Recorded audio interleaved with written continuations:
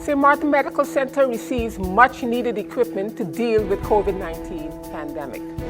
Head of CPS Ava Lisa de Weaver gives a synopsis of the COVID-19 pandemic.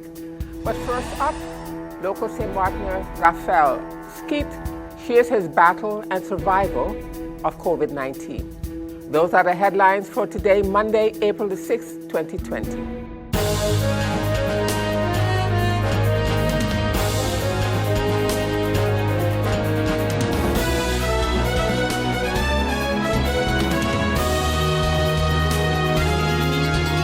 This is SXM Daily News. I'm Valerie Van Putten. Now for the details.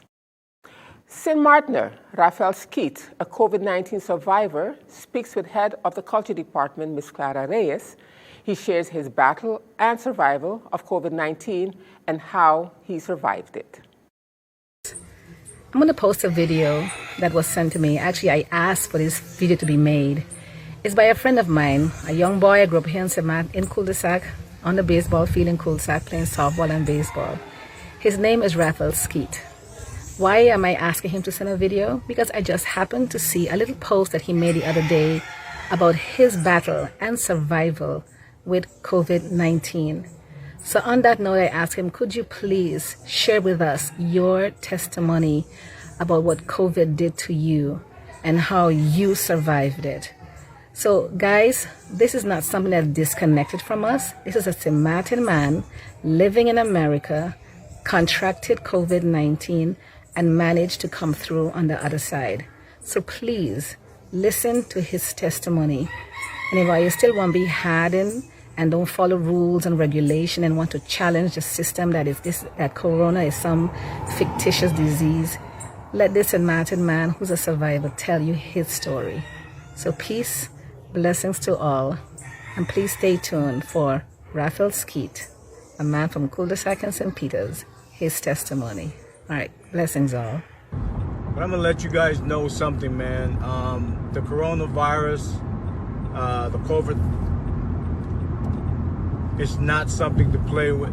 I had it, and it took a toll on my body, man.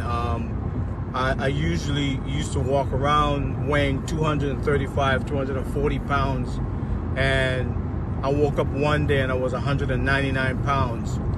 And it's not like I was careless, but I got it, I'm not sure how, but I think I got it in a volleyball tournament in Orlando, Florida. I live in Atlanta, Georgia. I'm from St. Martin. I didn't get it in St. Martin, I got it in Atlanta. But it took this coronavirus, COVID-19, takes such a toll on your body. It is real. It's not a joke. I was coughing and coughing and coughing, and it's not that I didn't want anybody to know that I have it. I was just busy trying to get healthy, and because of my everyday pattern, my family have a family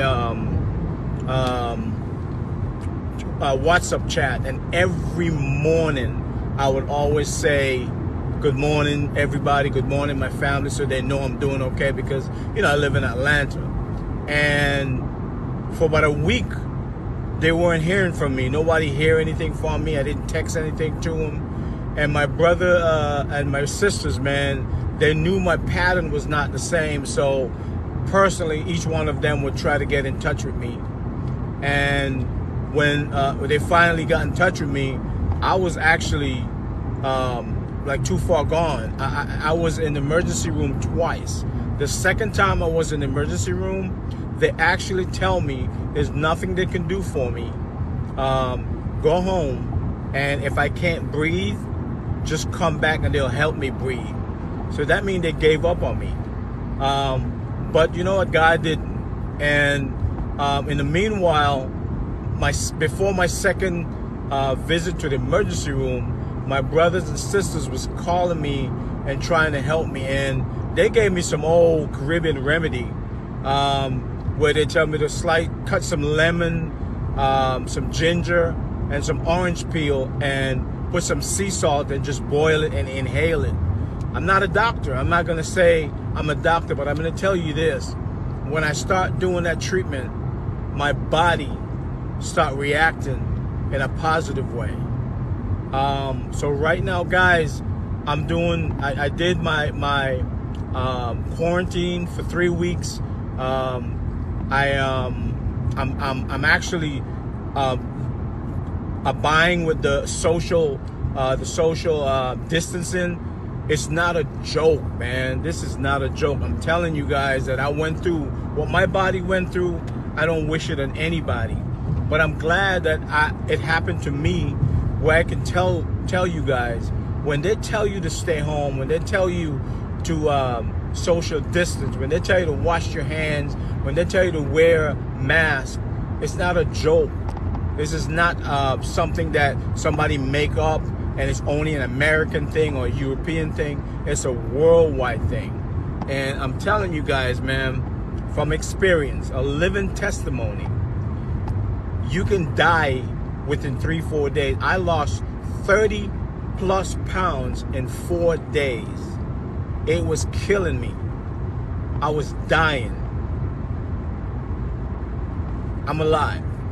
And all I can say is that don't walk around think that you're bigger and badder than this virus, because if you feel you're bigger and badder than this virus, like I tell everybody, if you think that you're Superman, don't do it for you anymore.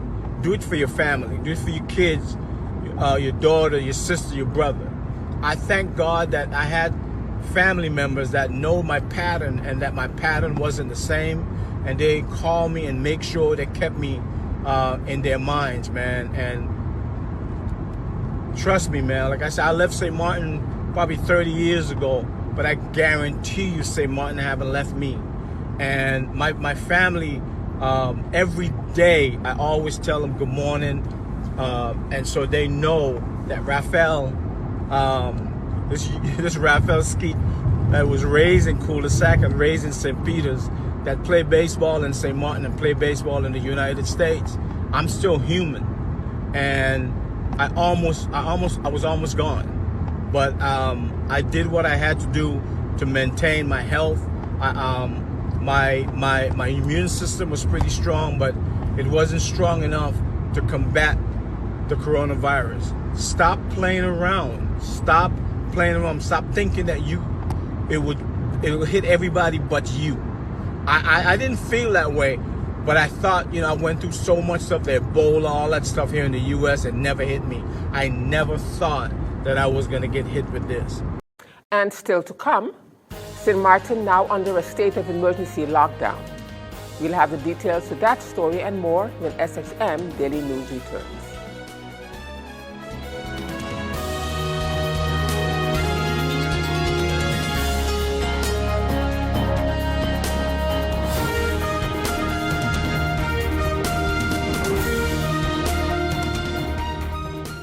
GEBE has been faithfully serving the communities of St. Martin, powering your home and our economy.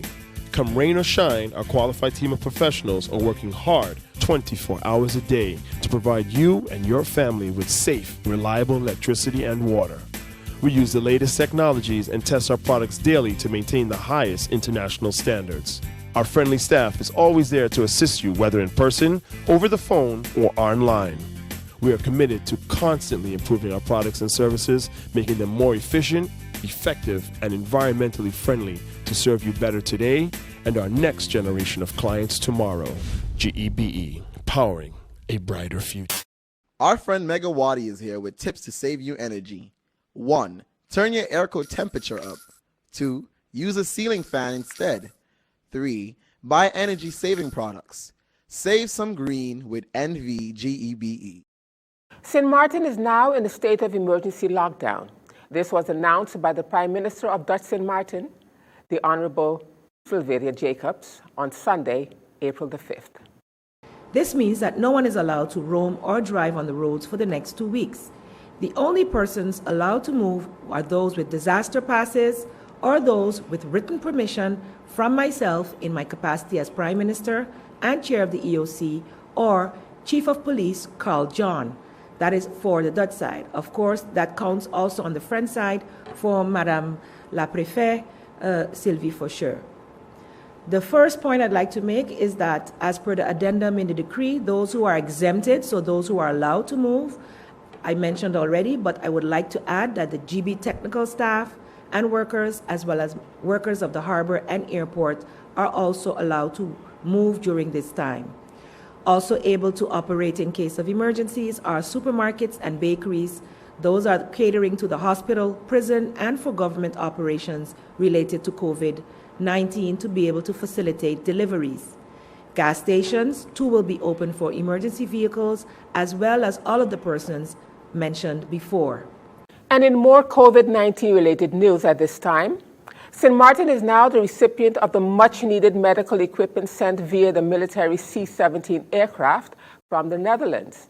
At approximately 2 p.m. on Sunday, April the 5th, the equipment was received by the delegation consisting of Prime Minister Sylvia Jacobs, Dr. Felix Holliday, representing the St. Martin Medical Center, ESF CIS Coordinator Fenna Arnell, St. Martin Airport CEO Brian Mingo, St. Martin Airport COO Michelle Hyman, and head of the Dutch Representation Office in St. Martin, Chris Johnson.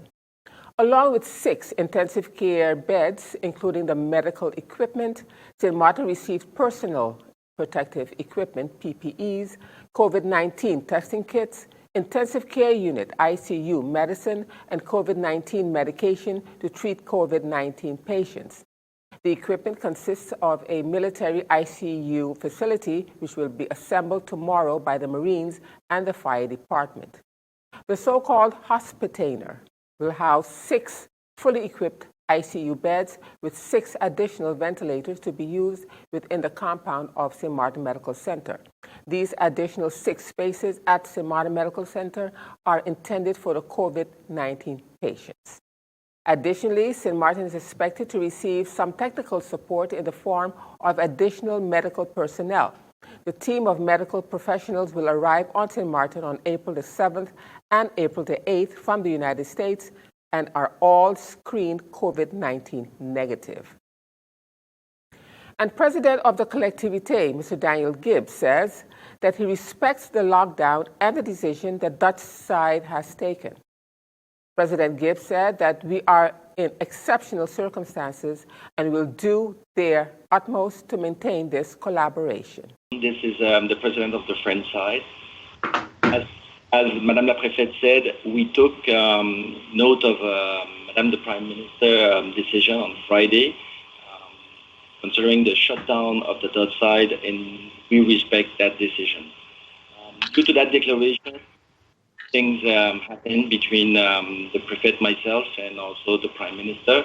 Those meetings were held in different areas to organize also ourselves on the French side in terms of circulation and security control. Because of cooperation needs that needs to prevail, and knowing that we are in exceptional crisis situation, our population of both sides are not accustomed to live in these circumstances. My concern was mostly for the cross-borders workers, the survival of each one due to the shutdown of grocery stores. I leave to each side and their due competences the way to deal with those security matters. I will not go over the measures taken by certainly Madame la Préfète.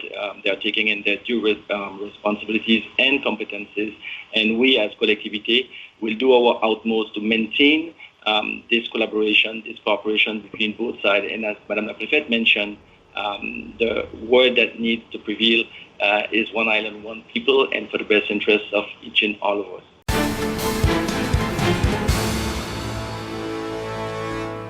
And now turning to our weather forecast for April the 6th, 2020. Available moisture associated with a weak frontal boundary may cause isolated showers across the region. A weak Atlantic high-pressure ridge will maintain mostly light winds. Seas are subsiding, but expected to peak near 7 feet during the next 24 hours. Small craft operators and sea bathers are advised to exercise caution. Now let's turn to your 3-day forecast.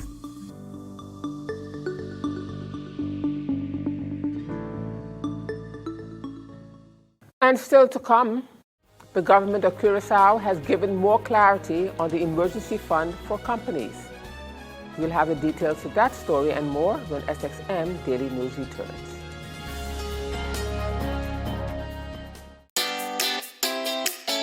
Make use of WIB mobile banking with easy access and direct usage of face recognition,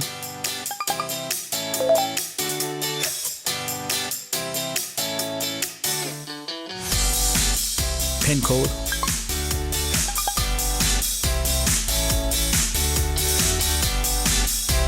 or fingerprint. Download WIB mobile banking app and make your transaction from anywhere at any time. For more information, visit wib-bank.net/quick-login.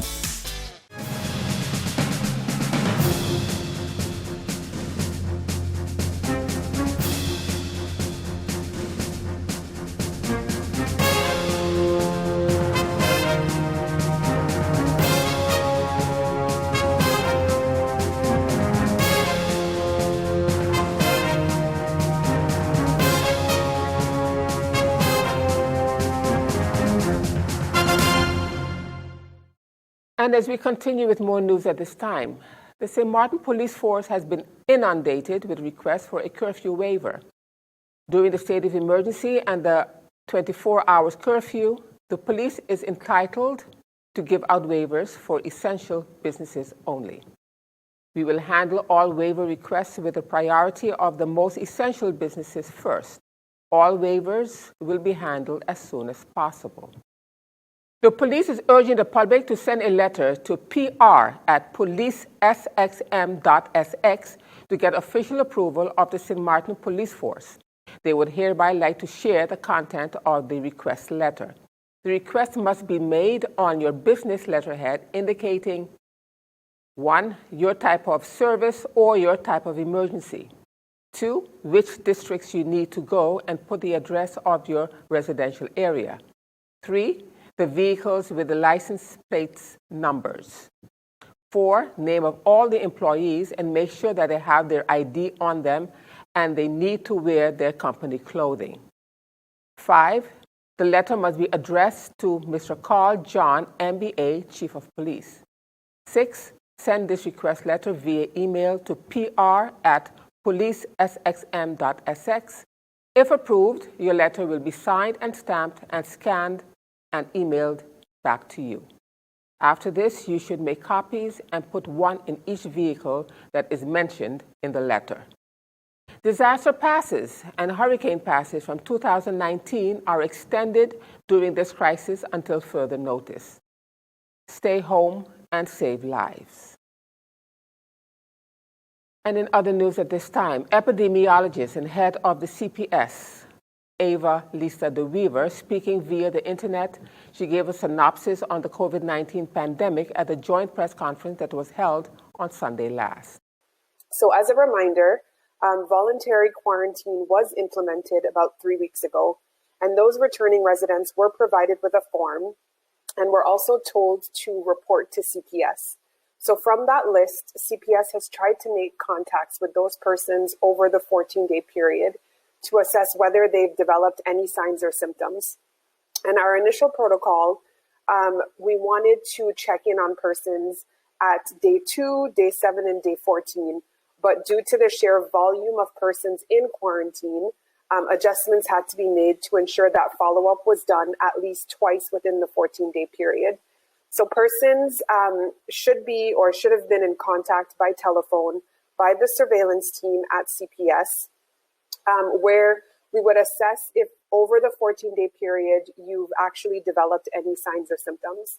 And if over the course of the 14-day period you do develop signs and symptoms, what I would ask is that you call your physician or call 914 to indicate that you are in quarantine and you've developed signs and symptoms. Another thing that I would like to ask the public is, because we've dealt with over 500 cases of persons in quarantine, is that if you are still showing no signs and symptoms and you are close to your quarantine end date, that you reach out to us and call 914. Our team is doing our best to make sure that we are monitoring those persons that are that have taken this voluntary quarantine. But we also want to ask again for your patience and understanding because the situation changes almost daily. There's also been questions around whether spot checks are in place for those persons who are in quarantine. And I can assure you that this has been done over the course of the last 3 weeks. We've depended on persons calling out who have recognized somebody who had just recently returned or that knows of somebody that should be in quarantine or in isolation and not adhering. And we've done our due diligence to ensure that we followed up to make sure that the person really understands what it means to be in quarantine or in isolation. Another area that I would want to address today is what we mean by persons in isolation. So, and another question that we've been getting lately is, how does CPS determine who gets tested? And so persons in isolation right now are those that are exhibiting signs and symptoms that indicate suspicion of COVID-19 infection. So in the beginning of the epidemic, CPS was using WHO protocol and case definitions, which included, among other things, recent travel, exposure to a known COVID case. However, seeing that now we have more cases in the community, we have loosened our case definition a bit to include those reports that are coming in from GPs where they've said, you know, my patient hasn't traveled recently, but they may have been in contact with someone who had flu-like symptoms. So we're also trying our best to gather that information from the GP or persons that call to report themselves to 914. So when that information is gathered at CPS, someone from the surveillance team will notify you, whether it's a nurse or any other members working at CPS. And what we will gather is information including, you know, when did you start feeling sick? When are your signs and symptoms? Whether you have underlying condition, find out who your house doctor is. And then we will sort of triage from there to see when we could accommodate testing. When the nurses do come to someone's home, I just wanted to provide some light on that process as well. They will be wearing full PPE. So that means, you know, they'll be wearing an outfit, a gown, mask, gloves, goggles, and a sample will be taken, a nasopharyngeal, so a swab in the nose, will be taken for persons that are displaying signs and symptoms. Another thing that we've, you know, been asked quite a bit is if I am in a household with someone that has signs and symptoms, you know, can I be tested as well? Or when results come back and the person in the household is positive, can I automatically be tested? And in news out of Curacao, as we continue with this edition of SXM Daily News, the government of Curacao has provided more clarity on the emergency fund for companies and the self-employed who are victims of measures to prevent an outbreak of COVID-19 on the island. More than 1,300 people have registered for this. This was announced by Minister Hensley Kooiman of Social Development, Labor and Welfare during a government press conference about the latest developments surrounding COVID-19. Kooiman emphasized that employers and employees must come together out of a situation that we did not cause ourselves. Everyone knows this, as is the case worldwide. We need to find a healthy and sensible solution based on empathy, solidarity, and responsibility. That goes for employers, but just as much for employees, because anyone who now stands firm and demands a full salary will soon be in trouble. Don't be penny wise and pound foolish, says Kooiman. It is of no use to destroy a company because then you will lose your job anyway. However, an employer should not just lay off staff. If the company can start up again, it will lose the good, skilled employees. The Department of Social Development and Labor has categorized the sources of unrest such as dismissal without payment, shortening working hours, compulsory unpaid leave, losing the right to vacation and without consultation, reducing wages. Legislation clearly stipulates the conditions under which a person may be fired, says Hayes Berta. Only if there is a mutual agreement can a dismissal follow otherwise. or permit must be applied for. It is not possible to go home without a salary. Employees should be able to pay out at least a month of March. And still to come, ministers of parliamentarians agreed to salary reduction in solidarity initiative. We'll have the details of that story and more in SXM Daily News Weekend.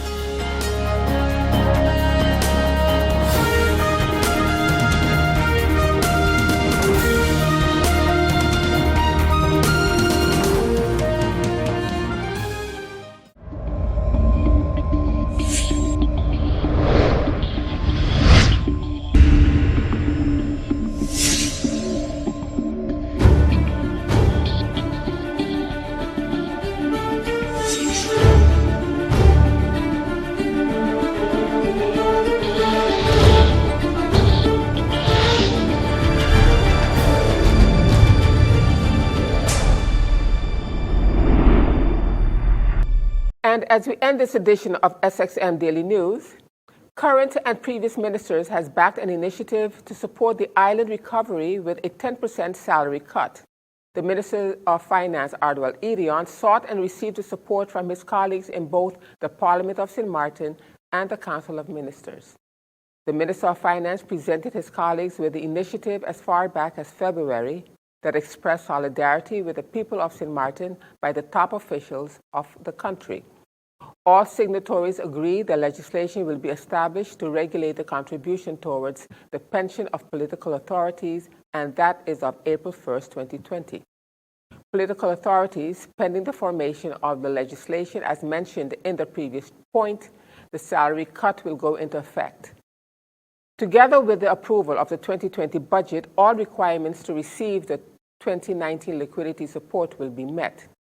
Taking into consideration that after the destruction by Hurricanes Irma and Maria, our country is in the process of rebuilding, that resources necessary to rebuild are scarce, that national and international efforts made towards rebuilding the country are recognized, that the political authorities recognize the need to seek alternative solutions to funding the recovery and rebuilding efforts, that one such alternative is found within the pension regulation for political authorities, of which the benefits are charged to the budget of the country.